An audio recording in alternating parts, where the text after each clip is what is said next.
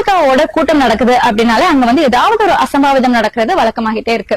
அப்படிதான் சேலத்துல சமீபத்துல ஒரு தாவேகாவோட நிர்வாகிகள் கூட்டம் நடந்தது. நல்லா கவனிக்கணும், இது வந்து தாவேகாவோட நிர்வாகிகள் கூட்டம். இந்த கூட்டத்துல வட மாநிலத்தை சேர்ந்த சுராஜ் அப்படிங்கிற ஒரு இளைஞர் கலந்துகிட்டு உயிரிழந்திருந்தாரு.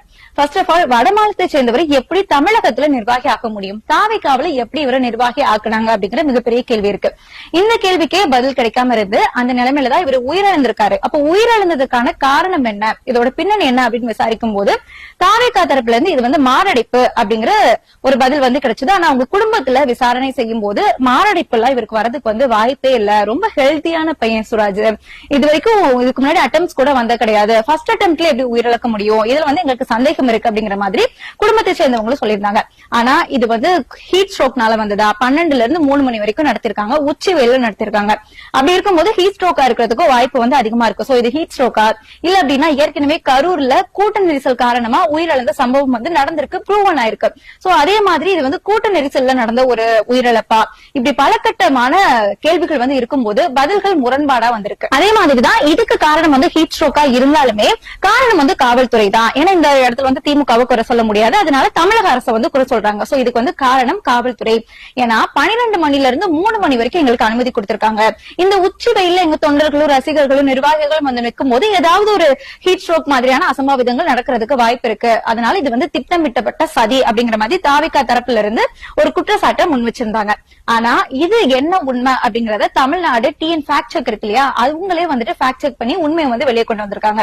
என்ன அப்படின்னா, சேலமோட மாவட்ட செயலாளர் வந்து கொடுத்த அந்த கடிதத்தை அவங்க வந்து வெளியிட்டு இருக்காங்க. அந்த கடிதத்துல தெளிவா போட்டிருக்கு, எங்களுக்கு வந்து 12 மணில இருந்து 3 மணி வரைக்கும் நாங்க வந்து கூட்டம் நடத்த போறோம், இது வந்து நிர்வாகிகள் கூட்டம், இதுக்கு எங்களுக்கு அனுமதி வேணும்னு சொல்லிட்டு செயலாளர் கேட்ட அந்த கடிதத்தை வெளியிட்டு இது ஒரு பொய்யான தகவல், இது ஒரு பொய்யான குற்றம் அப்படிங்கறத ஃபேக்ட் செக் வந்து வெளியே கொண்டு வந்திருக்காங்க. கூடவே அடுத்தடுத்த உண்மைகளுமே வெளியே வந்துட்டே இருந்தது. என்ன அப்படின்னா, இதுக்கு முன்னாடியே நம்ம வந்து கேட்டிருந்தோம், வட மாநிலத்தில் இளைஞர் எப்படி தாவேகாவோட நிர்வாகி ஆனாரு, தமிழகத்துல எப்படி அவளால் நிர்வாகி ஆக முடியும் அப்படிங்கிற கேள்வி கேட்கும் போது காவல்துறை வந்து அவரை வந்து உள்ள அனுமதிச்சுட்டாங்க. இதுக்கு காரணம் வந்து காவல்துறை தான், நாங்க வந்து நிர்வாகிகள் கூட்டம் தான் நடத்திட்டு இருக்கோம், இவன் எப்படி உள்ள வந்தான், சுராஜ் அப்படிங்கிற ஒரு இளைஞர் வந்து எப்படி உள்ள வந்தாரு, சோ இது வந்து காவல்துறை உள்ள அனுமதிக்காம எப்படி அவரால் வர முடியும் அப்படிங்கிற ஒரு குற்றச்சாட்டை முன் வச்சிருந்தாங்க.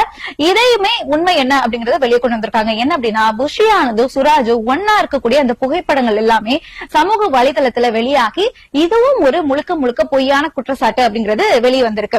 சோ இப்படி எல்லா கேள்விகளுக்குமே எல்லா குற்றச்சாட்டுகளுக்குமே முன்பின் முரண்பாடான ஒரு பொய்யான தகவலை தாவேகாவினர் வந்து கொடுத்துட்டு இருக்காங்க அப்படிங்கிறது தெரிய வந்த உடனே இந்த உயிரிழப்பு எதனால நடந்தது, உண்மையாவே ஹீட் ஸ்ட்ரோக்கால நடந்துச்சா, இல்ல அப்படின்னா கூட்ட நெரிசல்னால நடந்துச்சா, இல்ல அப்படின்னா உண்மையாவே சுராஜுக்கு வந்து ஹார்ட் அட்டாக் தான் வந்துடுச்சா, ஃபர்ஸ்ட் அட்டெம்ப்ட்ல இவர் வந்து உயிரிழந்துட்டாரா, இப்படி இந்த காரணம் தெரியணும் அப்படின்னா ஒரே ஒரு வழிதான் இருக்கு. என்ன வழி அப்படின்னா உடற்கூறாய்வு. அதாவது போஸ்ட்மார்டம் பண்ணா மட்டும்தான் இதுல என்ன உண்மை அப்படிங்கறது வெளியே தெரிய வரும். போஸ்ட்மார்டம் பண்ணணும் அப்படின்னா எஃப்ஐஆர், அதாவது வழக்கு பதிவு பண்ணணும். சோ இந்த மரணத்தை ஒரு மர்மமான மரணம் அப்படின்னு சொல்லிட்டு காவல்துறை இப்போ வந்து வழக்கு பதிவு பண்ணிருக்காங்க.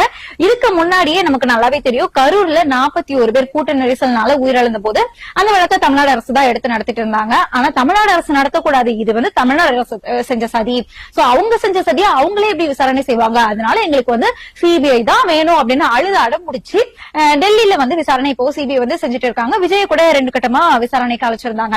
இருந்தாலுமே அந்த குற்றப்பத்திரிகையில விஜயோட பெயர் வந்து இனிமே இணைக்கப்படாம தான் இருக்கு.